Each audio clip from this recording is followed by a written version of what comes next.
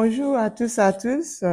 Donc aujourd'hui, nous allons continuer dans l'étude biblique de Ciel ouverte. Et avant de continuer, nous allons d'abord prier. Éternel Dieu de gloire, nous voulons juste te dire merci Seigneur pour ce privilège d'étudier ta parole. Nous voulons te dire merci pour tout, ce que tu es Seigneur. Nous voulons te dire merci pour tout ce que tu fais dans nos vies. Nous voulons te dire merci pour ton Fils qui est mort pour nous.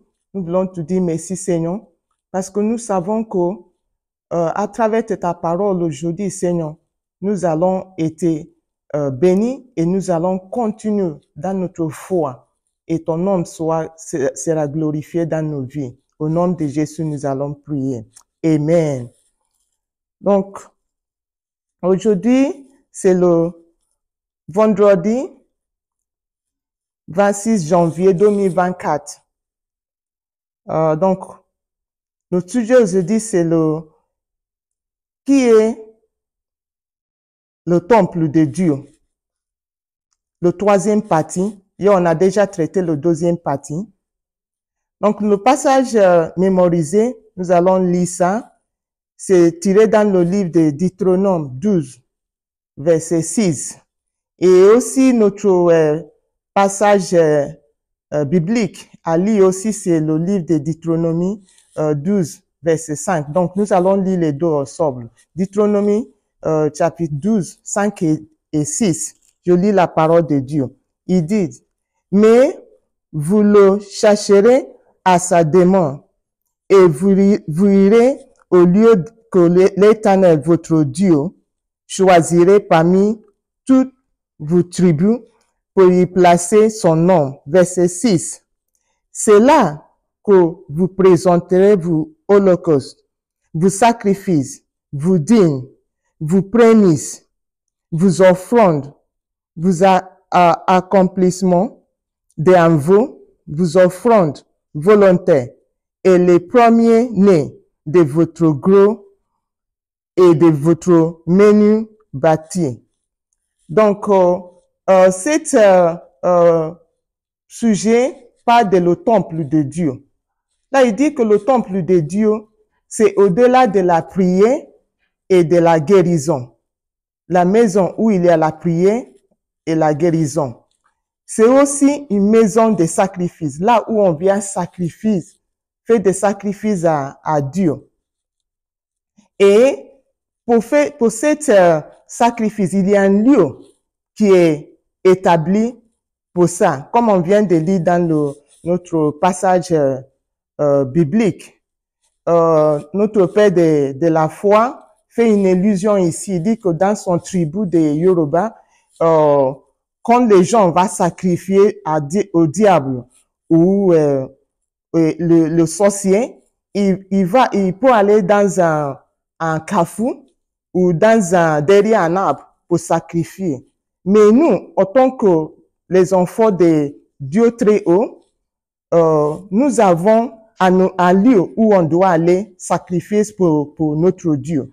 Donc, la Bible nous dit dans le livre de 2 Chroniques 7, verset 12, il a dit que Dieu a choisi un lieu où nous allons lui faire des sacrifices. Et cet lieu-là, il accepterait nos sacrifices. Donc, c'est un temple où Dieu a désigné que nous soyons à cet endroit-là pour faire le sacrifice. Donc, continuons dans cette étude. Donc, il a dit pourquoi Dieu va accepter le sacrifice qu'on fait à cet lieu, à cet endroit. Donc, poursuivez ça dans le livre de Deutéronome 16, verset 16. Il a dit que nous ne venons pas dans la maison de Dieu à main vide. À chaque fois qu'on vient dans la maison de Dieu, il faut pas venir à main vide. Il faut venir avec quelque chose. Pourquoi? Parce que Dieu accepte nos sacrifices. Il faut venir avec quelque chose que vous allez donner à Dieu. Donc, toujours notre Père de la foi, il fait une illusion ici. Il dit qu'il y a un ami à lui, quand il il se charge à récolter les dîmes et les offrandes. Et à chaque fois, il dit les gens, il faut essayer de mettre quelque chose dans le panier quand le panier passe. Donc, si vous n'avez pas quelque chose, essayez d'emprunter à ton voisin. Comme ça, bientôt, c'est vous-même qui va aussi donner à quelqu'un pour que la personne puisse donner. Donc, il faut assurer que vous mettez quelque chose dans le panier. Donc, dans la passage biblique de Marc, chapitre 12, j'aimerais bien qu'on lise cette passage biblique dans le livre de Marc, chapitre 12, verset 41 à 44. Là, le Seigneur regarde, pendant que les gens mettaient des choses dans le panier, et regarde la façon pour laquelle il donne.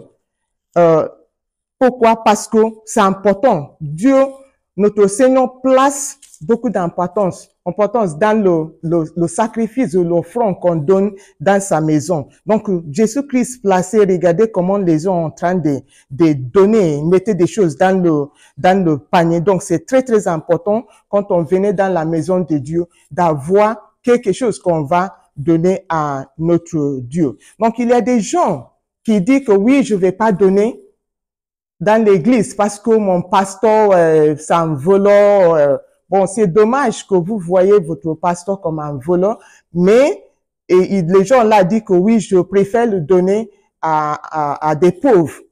Bon, c'est vrai que c'est bien de donner à le pauvre, comme la Bible dit dans le livre des Proverbes 19, verset 17. Quand on donne à le pauvre, on donne aussi à Dieu. Mais n'oublie pas que c'est important de donner dans la maison de Dieu. C'est très, très important. Donc, à chaque fois qu'on vient dans la maison de Dieu, nous ne venons pas à main vide. Donc, c'est quoi le sujet, le point clé qu'on doit vraiment retenir ici, c'est que à chaque fois qu'on vient dans la maison de Dieu, comme la passage biblique nous a fait comprendre, il faut pas venir à main vide.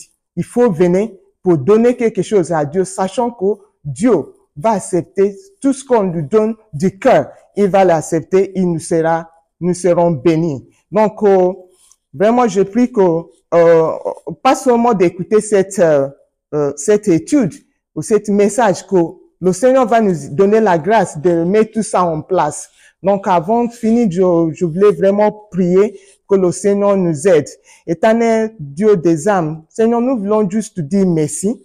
Nous voulons te dire merci parce que tu nous as tout donné. Tu nous as donné ton Fils de venir mourir sur la croix pour nous pécher. Et nous prions que Seigneur, tu nous donnes la grâce d'à chaque fois qu'on vient dans ta maison, comme tu nous avais dit dans ta parole, de ne pas venir à main vide, mais de donner un sacrifice qui va toucher ton cœur. Au nom puissant de Jésus, nous avons prié. Amen.